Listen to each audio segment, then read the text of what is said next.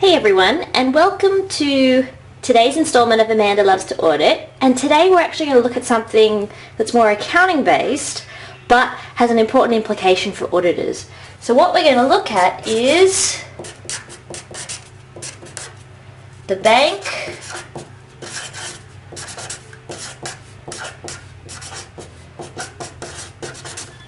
reconciliation. So why do we need a bank reconciliation? We need a bank reconciliation because our cash information can be found in one of two places. Some sort of accounting record, alright, that might be a cash journal or a cash book, and the other place where cash information can be found is our bank statement. Alright, and our bank statement comes specifically from the bank, but often there are differences between these two amounts. So we need to figure out, does the amount in our accounting record match what we see in our bank statement? But we know that we need to make adjustments because there are some things that might be in our cash journal that are not in the bank statement, and items that are in our bank statement that are not in the cash journal. So what sort of things might there be? Items that might appear on our bank statement but not in our accounting information could include bank fees, it could include interest. What sort of items could be in the accounting information but not within our bank statement yet? The most common one might be unpresented checks. Checks where I've written a payment to a supplier perhaps, and they haven't been banked by that supplier, and so therefore they don't show up on our bank statement.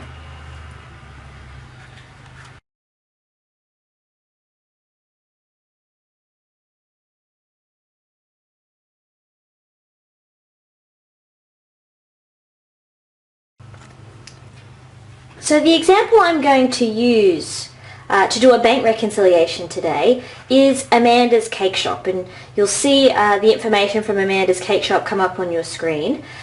So it's a company that has not very good controls over its cash receipts, and we find that the cash at bank on the 30th of June is $732.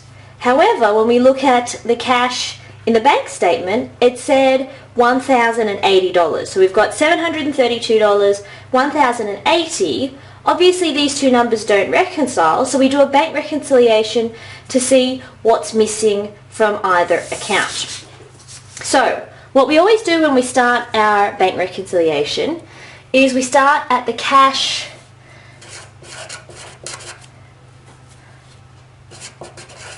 from the accounts. Okay, so our cash from our accounts is $732 from the information that I've provided you. Now what we need to add to that is any information that might be in the accounting data but not on the bank statement. For example, unpresented checks.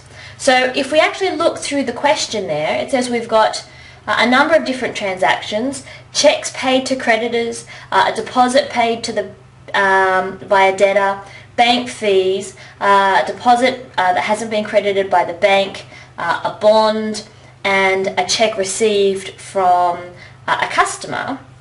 So we're going to go through each of those. So what we need to do is we need to add any unpresented checks. Okay, so we have an unpresented check for $368. We also need to add any direct deposits that might be on our bank statement but are not going to be in our accounts. Perhaps the customer didn't notify us. So it says there in the question that one of the debtors directly paid $48. We also have to add the bond collected. Alright, so we had a bond which is sort of like a term deposit type of thing. So we had a bond and it was collected and debited to our account, but we had not included it within our accounting. So all up, we have an extra $666 of extra items that are not in the cash account, and then we have to subtract any items that are on the bank statement that are not in our cash journal. So if I go through, the first one is bank fees. Alright, we've got a bank fee of $5. The second one is an outstanding deposit. Okay, so we made a deposit on the 29th of June, but it hasn't actually been included in the bank statement yet. And that's possibly because it was a check, and the check might not have cleared. The last one we have to add is a return deposit. Okay, so we had a check received from Fiona's Foods, we deposited it, we would have added it to our cash account, but then the client or the customer, Fiona's Food, didn't have sufficient money within their account, so that needs to be subtracted out. So that's,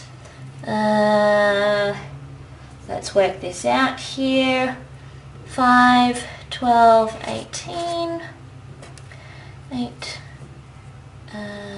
11. Okay, so we have fees, we have to subtract 666. So we take 732, add 666, minus 318 gives us 1,080. Okay, now what we hope is this 1,080, we ask the question, does it match our bank statement? Okay, and if we go back to our question, it says that the bank balance was 1,080, so our cash account is reconciled.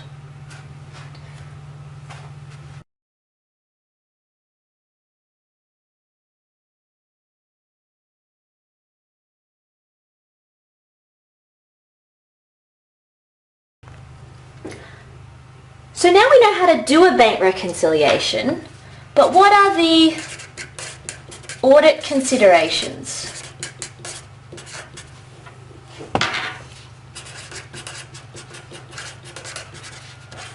What things do we need to consider when we're auditing or conducting a bank reconciliation ourselves? So there are two issues. The first one is, do I simply revise the client prepared bank rec, or should I re-perform the bank reconciliation myself? Now that's going to depend on a couple of different things. If the client has excellent controls over cash, you might decide to simply select a few bank reconciliations and review them to make sure that the process was done correctly.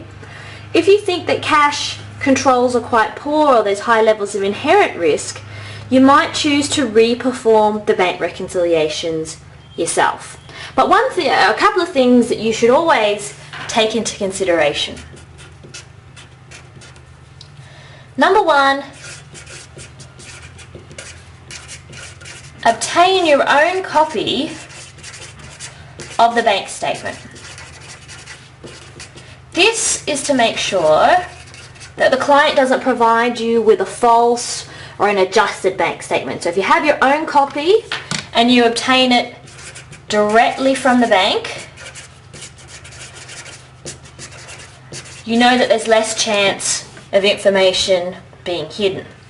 So you want to make sure you always obtain your own copy of the bank statement, and when you either revise the client prepared one or re-perform it, you go straight back to those steps that we did before of starting with the cash from the books, adding any items that are in the bank statement that are not in the accounts, and start with anything that's in the accounts that's not in the bank statement, and vice versa. So what we need to do is always start by obtaining our own copy of the bank statement and obtain the cash journal from the client. Now, the other question is, what time should we do a bank reconciliation? Now, a bank reconciliation should be done at the end of the month for every month of the financial period, but the auditor will tend to focus on the end of the financial year. So for most organisations, of course, that's the 30th of June. So we make sure, because when we do our bank reconciliation, we're aiming to gather information on the assertions of existence, alright, valuation, completeness, okay, rights and obligations, and also the transaction assertion, a cut-off, because remember we're trying to look at which assertion or which accounts and transactions need to be recorded in the correct financial period.